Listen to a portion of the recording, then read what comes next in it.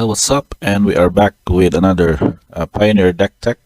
It has been a while since we did another recording of these deck features, not only in standard but also in the Pioneer format. And as you know, we have been having a regular Pioneer FNM or Friday Night Magic at Race Place, in which, as of today's recording, we're going to have one in a while, which is starting at around 5:30 and 6 to 6 p.m. So anyhow, our topic for the day is regular.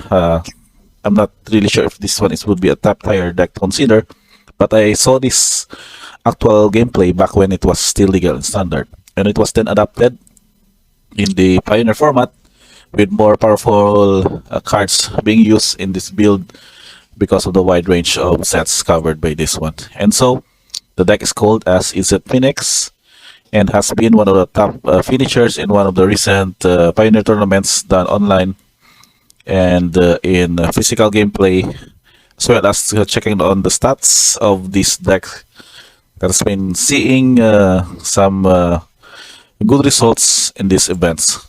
So the first lineup of this would probably having 9 creatures, sorcery, instant, and lands. So we have 19 lands, 11 sorceries. Instant is basically the highest here with 21. But you can see how the deck would work around is when we check again the ability of the Arclight Phoenix. So this one, which is our SLD version, it's a 4 to cast 3/2 flying haste creature type Phoenix. At the beginning of combat to return, if you cast 3 or more instant and sorcery spells this turn, return Arclight Phoenix from your graveyard to the battlefield.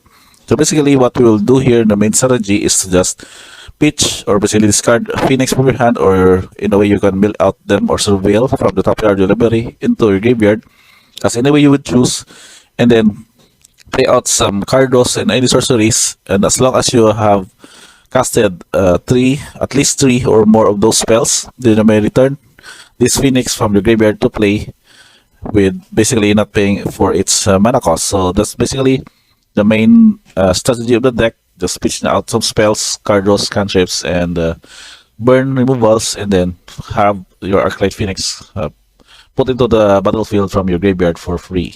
So what other way that we can go with having Phoenix as a ditch to the graveyard as early as possible? We have one engine here with Ledger Shredder. This would be the new inclusion from Season New Capena. Because of Ledger Shredder's ability that whenever a player casts their second spell each turn, it will connive. What they mean by connive is that you will draw a card and then discard a card. If you have discarded a non-land card from your hand after the connive resolves, you will put a capital counter on Ledger Shredder.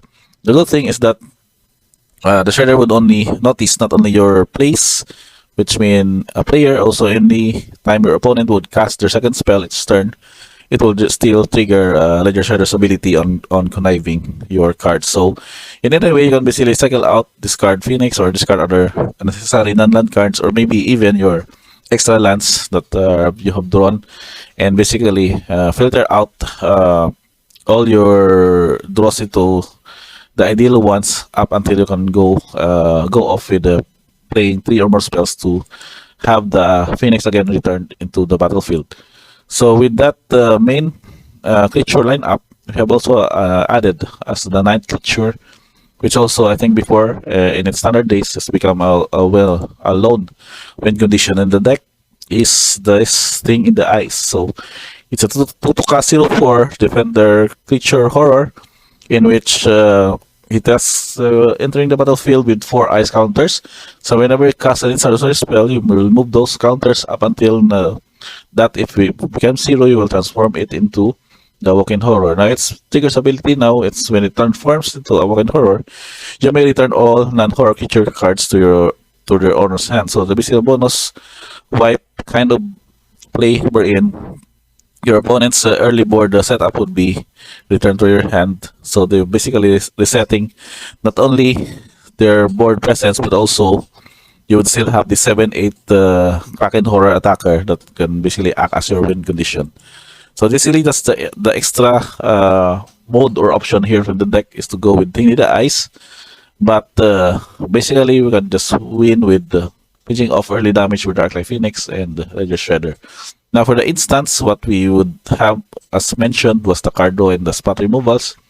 Consider was the best, probably the best inclusion here with the deck because of the surveyability as compared to op, but we still have op as have in this list. This was the old one basically, and then the new inclusions are prominent hunt with still legal in play is galvanic iteration. Because when we cast your next international spell, it proves to be copying that spell and any other card draw or shenanigan spot removals that you may have by just choosing a new target for that copy and also the option of flashing it back.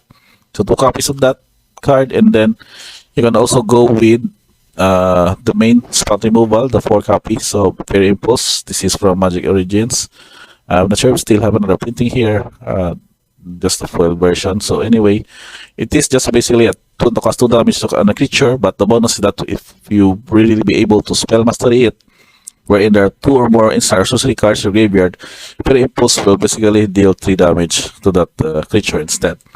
Now, in added for that one, we have a higher version of that card in the version of Lightning Axe. Just the cost here is that you would need to pay 5 generic mana or discard a card, so that basically discarding a Phoenix or any other spell to deal 5 damage to a creature. So this is basically the one way to get your good spot removals in the form of discard, while also triggering your Phoenix to have them placed into the battlefield. So that is basically one of your discard option kind of spells.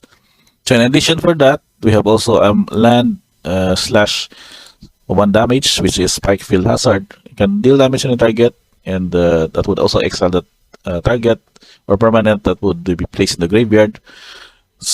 And the good thing is that this would be a good way to kill off, for example, Talia, since Talia is basically a bane of this matchup.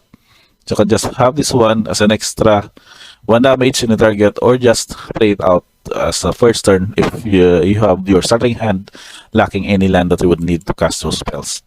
And last but not the least are also the copies of Op and 2 spell pierce to help you have a cheap counter spells for any non-creature spells in the against any matchup.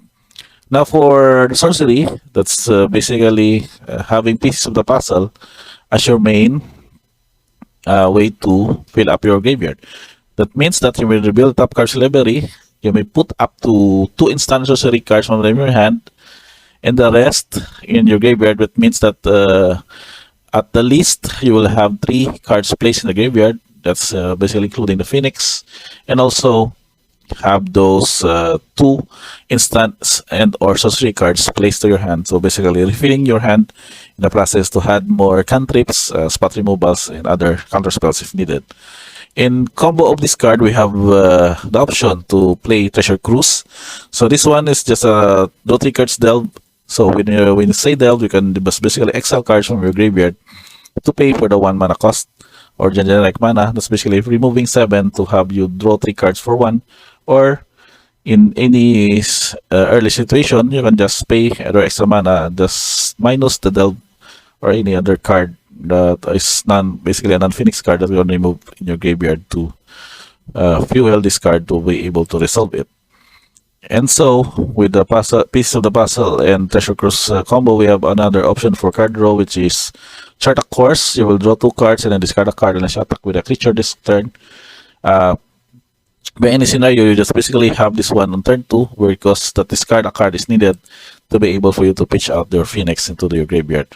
And last but not the least, this is also an interesting take because we have 2 copies of Temporal Trespass.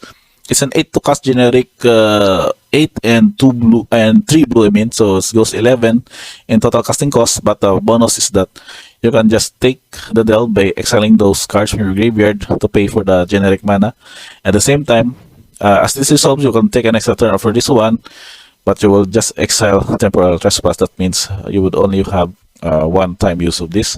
But the important thing is that if you were to get this combo, for example, you have Trespass with the Galvanic Rager, that's basically having 2 extra turns, whereas beating out your opponent with Phoenix would basically win you the game right on that scenario. And for the lands, we have just basically the The 4 copies of the Mana Fix, Pathways, Stormcurve Coast, there's only 2 copies. Team Benz also, but we have 4. And Spire of Canal from Kaladesh. And 2 copies of the Manland Hall of the Storm Giants. At the same time, some Otawara as your utility card in the deck. Okay, next in discussion that we have will be the sideboard options. Uh, we don't really get to go to sideboard against specific archetypes, unless of course there would be some dominating top tier deck in the format. But since we go with the Pioneer, there are several decks that you can basically go up against, which you won't really have specific cards to deal with them. So we go with mostly of the generics lineup. As you can see here, we have, I can say, as generic sideboards are Battlers Hoods and against aggro. Tracking Drake as the more of the option for threat and also hard draw in effect. The Siniblo Stroke for late games control matchups or to counter huge spells. And Sahili, so basically another way to have your win condition is to create this Correlessor Blue artifact creature tokens and to attack them out and pinch off this small damage. But the thing here is that specific color or specific, you can say that those are color housers kind of cards are also being considered in this sideboard matchup. For example, we have Ethergust. So this one is would be against red or green spell or permanent. The owner puts it on top or bottom. You have 2 copies of those, and also for blue, wherein we have 2 copies of Mystical Dispute, which this basically a mana leak, but it costs 2 less if it targets a blue spell. And for any artifact shenanigans, we have a single copy of Braid. If you win here, you would not really have a good answer pre-board, but I think the dominance of those kind of decks, we can say that those would be going with the aggro matchup, and we still have our option for Battlers Hoods and to destroy those artifacts with mana value 3 or less. So this basically, along with Upgrade, are your good options to go against those kind of archetypes. And last but not the least, we have just a single copy of Narset's Reversal. Counter target instant or sorcery spell, you may return it to your hand and you may choose new targets for the copy. It can be a good way to break out the counter war against any opponent. Basically, this would be good for blue-eye control, and also have against cards like Green Sun Senate or any other instant or sorcery spells, maybe some ultimatums. There are also decks that uses those in the format. So this is basically a good way to deal with those kind of late game plays that can basically outwit your deck setup. Now for the mana curve, it's basically going with 2.71. That means basically between 2 and 3 as your main and average mana setup for that. And the color distribution would go again with mostly blue with 32 and red with 15. But the producers are basically even with 16 and 19 in this setup. So that's about it, I think, for this deck Pioneer for Arclight Phoenix or Izzet Blue-Red Phoenix deck. If you also saw this one while you're doing your grinds in MTG Arena or MTG Online, just let me know what was your experience going against or going with if you are the pilot of this deck. Just let me know in the comments box below, and don't also forget to like and subscribe for more of these kinds of content. MTG strategies, Pioneer decks, also going back with standard in a few as we get to reveal more of the Pariksha All Will Be One spoilers in the coming days and weeks. So that's about it, guys. Thank you for watching this video and see you on the next one.